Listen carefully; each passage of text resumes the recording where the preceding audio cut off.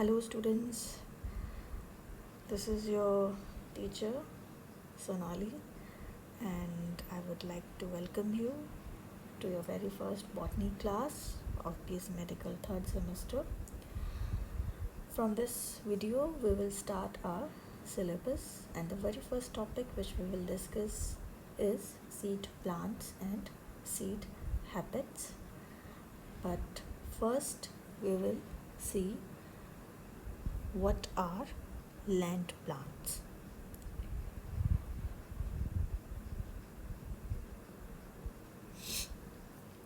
Land plants. When you hear the word land plants, you obviously know that we are talking about the plants that grow on land. So basically there are two habitats, aquatic and terrestrial. Aquatic plants are those which grow in water and land plants are those which grow on land. So what we will be discussing or we will be studying in this semester and next semester are mainly the land plants, half of which you have already studied in your last semester. So land plants, they are also known as embryophyta. Embryophyta because they produce embryo. Now, embryophyta or land plants are categorized into two categories, cryptogams and phanerogams. Cryptogams and phanerogams, these names are taken from Greek words. Crypto means hidden and phanero means visible. So cryptogams means hidden or secret marriage, whereas phanerogams means visible marriage. Here, hidden or secret marriage actually means, in terms of plants, that their reproduction is hidden, their reproductive structures are hidden. Okay, and in phanerogams, the reproductive structures are very much visible and have specific structure or morphology. Okay, for example, flowers, cones. Okay. Now cryptogams are divided into two groups, bryophyte and pteridophytes. Bryophytes are also known as moss plants and pteridophytes are also known as ferns, and इनके बारे में आपने last semester में पढ़ लिया था. अब बात करते हैं हम phanerogams की. Phanerogams, they are also known as spermatophyta because they produce seeds. Again, they are divided into two categories like cryptogams, gymnosperms and angiosperms. Gymnosperms means naked seed producing plants and angiosperms vessels seed producing plant. Now, before starting about seed plants and and its habit, we will first talk about what is a seed. Seed is an embryonic plant, okay, which inside a protective seed coat contains embryo, okay, produced as a result of fertilization between male and female gamete along with the reserve food material in the form of endosperm. So there are three things: seed coat, embryo and endosperm. Now we will talk about what are seed plants. Seed plants, they basically originated in Paleozoic era around around millions of years, around 200-300 millions of years ago. Okay, and they are divided into two groups as we have already seen, gymnosperms and angiosperms. They are also derived from Greek words, and gymno means naked and angion means vessel. So gymnosperms means those plants which produce naked seeds. This basically means they do not have any enclosure or structure which covers the seed, whereas angiosperms, they produce vesseled seeds. Vesseled seeds means there is a structure, vessel like structure, okay, which contains the or enclose the seeds. Okay, the seeds are not naked, they are not exposed to the environment, they are contained in a specific structure which here is known as vessel. Okay, next is seed habit. How does that seed habit come into play? Two major factors are responsible for seed habit. First of all is evolution, and second is heterospory. Evolution, what is evolution? Evolution is a accumulation of changes over a period of time. And when I say a period of time, it does not mean 10 years, 20 years. It means thousands, lakhs, millions of years. Okay, so with the evolution, with the time passed, size of gametophyte reduced and slowly become fixed with the sporophyte.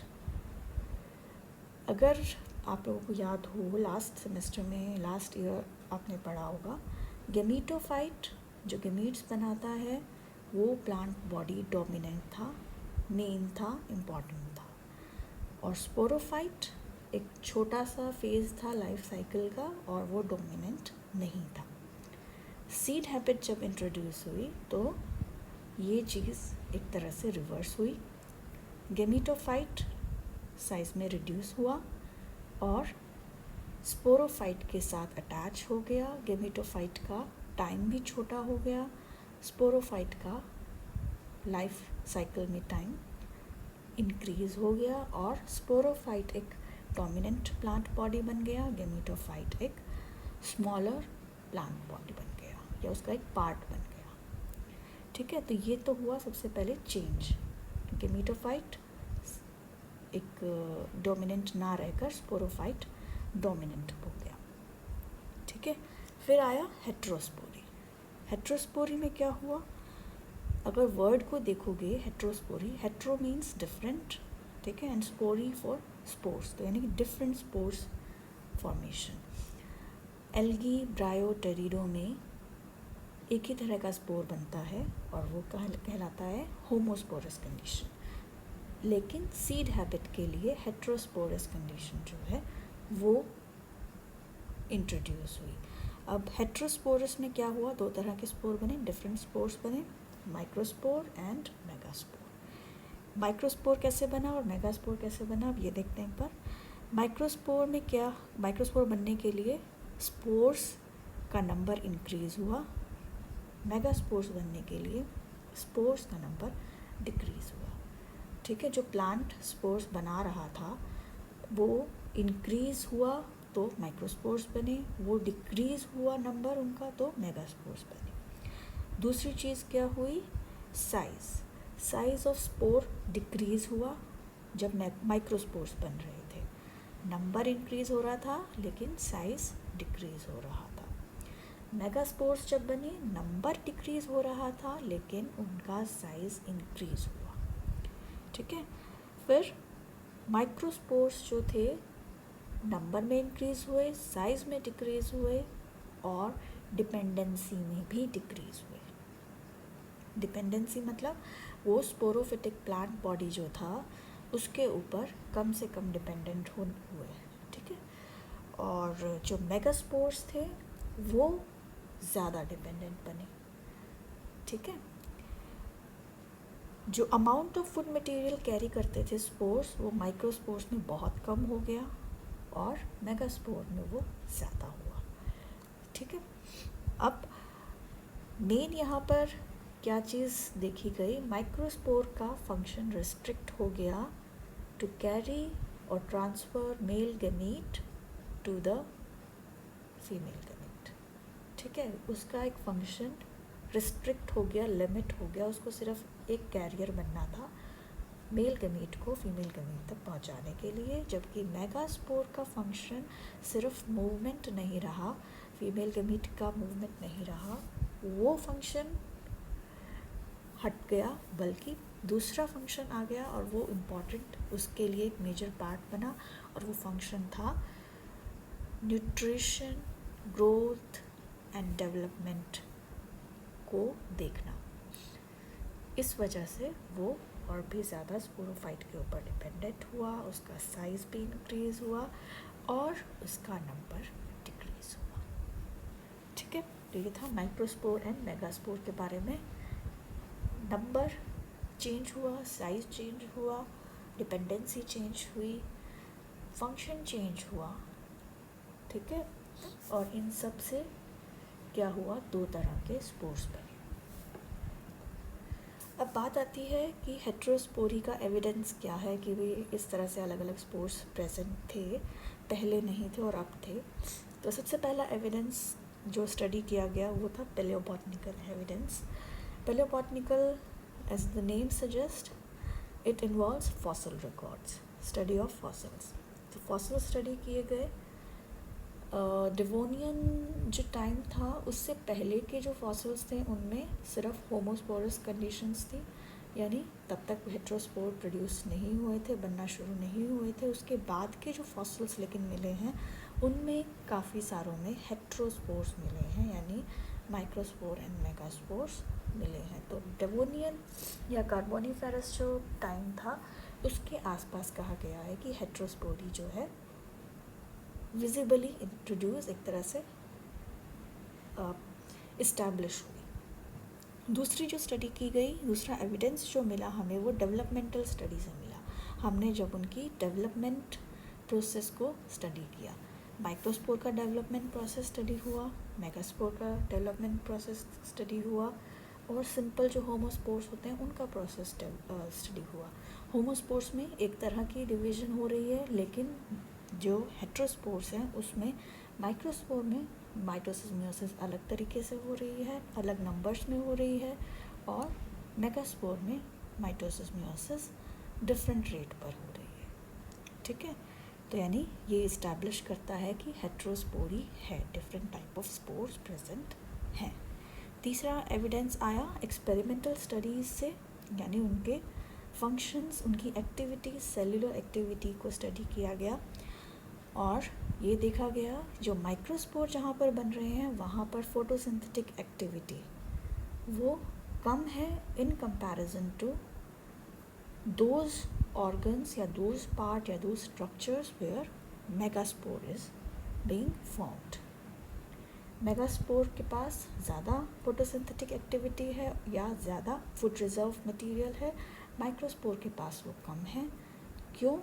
Microspore का काम सिर्फ as a career काम करना है, और megaspore का काम क्या है, लाइफ को आगे तक सस्टेन करना है, नेक्स्ट जनरेशन बनने तक उसको, एम्ब्रियो को सस्टेन करना है। ठीक है, तो ये तीन तरह की स्टडीज़ की गई जिनसे एविडेंस मिले कि हेट्रोस्पोरस कंडीशन कब आई और कैसे है, कैसे आई है, और उसका क्या एविडेंस है कि वो हेट्रोस्पोर्स बना रही है। ठीक है, अब नेक्स्ट है वो क्या कंडीशंस थी जिनसे सीड हैबिट जो है इंट्रोड्यूस हुई, या फिर सीड हैबिट के लिए कौन से प्रोसेस थे या कौन सी चीज़ें थी जो ज़रूरी थी जिसने सीड हैबिट को इस्टेब्लिश किया। सबसे पहला जो था वो है हेट्रोस्पोर। माइक्रोस्पोर एंड मेगास्पोर, दो तरह के स्पोर्स बनना, ये इम्पॉर्टेंट था सीड हैबिट को इस्टेब्लिश करने के लिए। दूसरा था मेगास्पोर को रिटेन होना होगा मेगास्पोरेंजियम के अंदर। पहले जो होमोस्पोर्स थे वो इजीली मूव कर सकते थे, मूव करते थे, ठीक है, लेकिन जो हेट्रोस्पोरी जब आई सीड हैबिट बनने के लिए, माइक्रोस्पोर तो इजीली मूव कर सकता है, लेकिन मेगास्पोर फिक्स हो गया, मेगास्पोरेंजियम के अंदर ही रहेगा, वो बाहर नहीं जा सकता, मूव नहीं कर सकता। तीसरी चीज़ थी न्यूसेलस। न्यूसेलस एक सेलुलर लेयर है स्पोरोफाइट की, पेरेंट प्लांट की, जो क्या करती है, फूड प्रोवाइड करने में, नरिशमेंट प्रोवाइड करने में हेल्प करती है, वो ज़रूरी थी सीड की फॉर्मेशन के लिए। फोर्थ था इंटेगुमेंट्स का बनना। इंटेगुमेंट्स का फंक्शन यहाँ पर होता है प्रोटेक्शन, तो प्रोटेक्शन के लिए इंटेगुमेंट्स का बनना ज़रूरी था ताकि सीड प्रोटेक्ट हो सके और इस्टेब्लिश हो सके। फिर है फिफ्थ साइफोनोगैमी। साइफोनोगैमी का क्या मतलब है यहाँ पर? ट्यूब, साइफन का मतलब होता है ट्यूब लाइक स्ट्रक्चर और ओगैमी का मतलब होता है फर्टिलाइजेशन। तो साइफोनोगैमी का मतलब यहाँ पर है fertilisation with the help of formation of tube like structure. तो यहाँ पर जब हम ट्यूब लाइक स्ट्रक्चर बोल रहे हैं तो पॉलन ट्यूब की बात हो रही होगी। तो पॉलन ट्यूब बनना ज़रूरी था। क्यों? क्योंकि मेल गैमीट जो है वो एक स्ट्रक्चर पर आकर डिपॉजिट हुआ है, फीमेल गैमीट मेगास्पोरेंजियम के अंदर है, वो बाहर नहीं आ सकता। इस वजह से मेल गैमीट को tube like structure pollen tube जो है वो ग्रो करनी पड़ेगी जिससे कि फर्टिलाइजेशन आगे हो सके, फीमेल गैमीट तक मेल गैमीट पहुंच सके। फिर लास्ट जो पॉइंट है वो है fertilisation inside megasporangium. Fertilisation megasporangium के अंदर हो, क्योंकि मेल गैमीट तो मूव कर सकता है और वो साइफोनोगैमी के थ्रू आ भी जाएगा फीमेल गैमीट तक, लेकिन फीमेल गैमीट मूव नहीं कर सकता। ठीक है। अब नेक्स्ट बात आती है कि जब इवोल्यूशन होता है या जब हम कहते हैं कि कोई एक कैरेक्टर इस्टेब्लिश हो रहा है या इंट्रोड्यूस हो रहा है, तो ऐसा नहीं होता कि इस प्लांट में तो था, इससे अगले वाले प्लांट में वो मतलब पहले वाले प्लांट में नहीं था और अगले वाले प्लांट में एकदम से वो फीचर आ गया। ऐसा नहीं होता। अलग अलग प्लांट्स में अलग अलग चेंजेस एक्यूमुलेट होते हैं। तो यानी कि कुछ प्लांट्स ऐसे होंगे जो हमको हिंट देंगे जो एक्चुअल में सीड प्लांट नहीं होंगे, लेकिन उनमें कुछ फीचर्स ऐसी होंगी जो सीड प्लांट की होंगी। वो कुछ फीचर्स शेयर करेंगे, बेसिक फीचर्स शेयर करेंगे, जिससे हम कह सकते हैं कि हाँ इनका कोई रिलेशन है, जिससे कि सीड प्लांट्स जो हैं डेवलप हुए हैं। ठीक है, धीरे धीरे डेवलप हुए हैं, स्टेप वाइज। तो ये एक तरह से स्टेप होते हैं या वो लिंक्स होते हैं जिनसे हम कह सकते हैं कि ऐसे स्टेप वाइज ये हैबिट इसमें इंट्रोड्यूस हुई है। तो स्लेजिनेला जो है वो ऐसा ही एक लिंक है नॉन सीड प्लांट्स और सीड प्लांट्स के बीच में। स्लेजिनेला में हेट्रोस्पोरी जो है वो देखी गई है। ठीक है, और काफ़ी सारे और फीचर्स हैं। मैं चाहूँगी कि आप अपनी बुक में एक बार इन फीचर्स को स्टडी करो कि उसके कौन कौन से कैरेक्टर्स हैं जिसकी वजह से उसको कहा जाता है कि it shares some features of seed plants. वो कौन कौन से फीचर्स हैं वो एक बार देखो, अगर ना समझ में आए तो मुझे बताना। अब बात करते हैं कि स्लेजिनेला में कुछ फीचर्स तो हैं, लेकिन उसको हम सीड प्लांट क्यों नहीं कंसिडर करते। ऐसे कौन से मेजर फीचर्स हैं जो वो लैक करता है, जिसकी वजह से वो seed plant, proper seed plant नहीं बन पाया।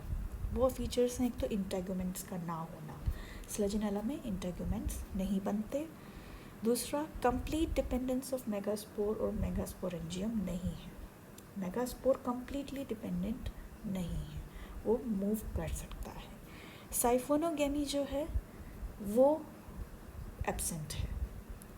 ठीक है, और after fertilisation embryo does not detach. Embryo जो मेन प्लांट बॉडी था उसके साथ अटैच रहता है, उससे अलग नहीं होता, डिस्पर्स नहीं होता जैसे कि सीड होता है। सीड का डिस्पर्सल होता है आफ्टर फर्टिलाइजेशन। तो एम्ब्रियो, यहाँ पर जो एम्ब्रियो बन रहा है वो इस तरह से रिमूव नहीं होता, डिटैच नहीं होता, उसका डिस्पर्सल नहीं होता। ये चीज़ भी लैक करती है जो कि एक प्रॉपर सीड प्लांट बनाने में उसको हेल्प कर सकती थी, लेकिन उसके पास नहीं है, तो वो प्रॉपर सीड प्लांट नहीं है। ठीक है, अब नेक्स्ट जो है ये एक डायग्रामेटिक स्टेप्स बता रखे हैं कि सीड हैबिट कैसे आई है, कैसे डेवलप हुई। एक तरह से जो फर्स्ट टू डायग्राम्स हैं उनमें रेड कलर का जो स्ट्रक्चर दिख रहा है वो है मेगास्पोरेंजियम।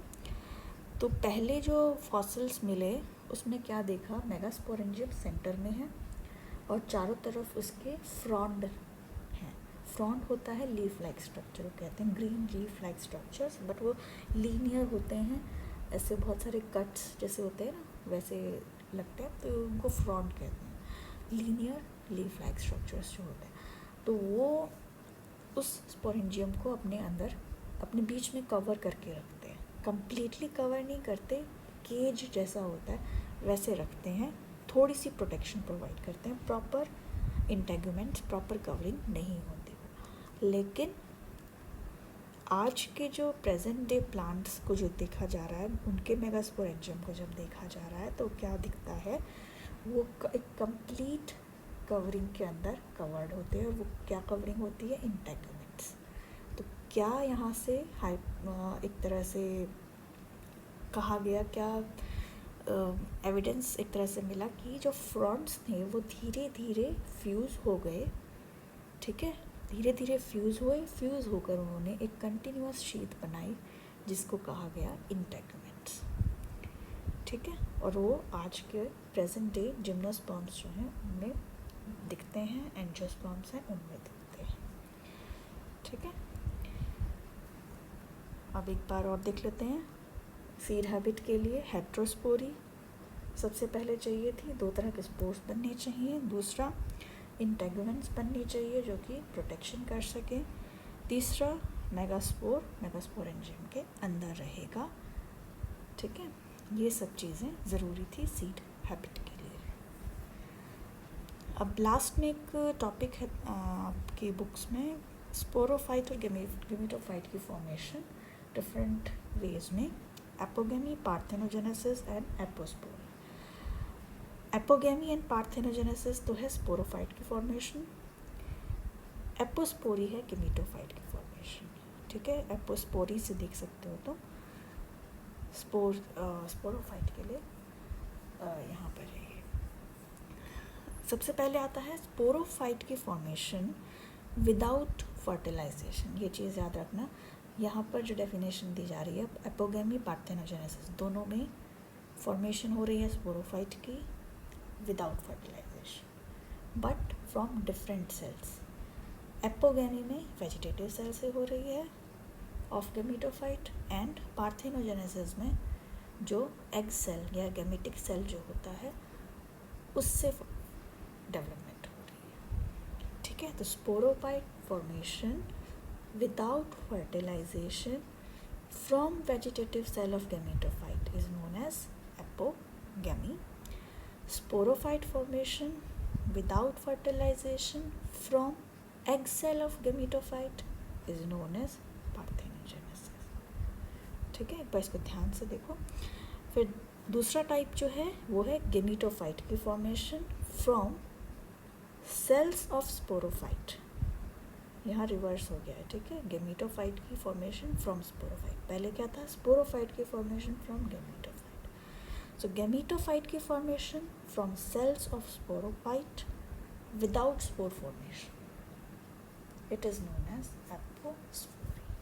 तो ये 3 टर्म्स हैं, एक बार इनको थोड़ा सा ध्यान से देखना, थोड़ा सा एक बार ध्यान से देखने की ज़रूरत है, फिर बाद में समझ में आ जाएंगी, ठीक है।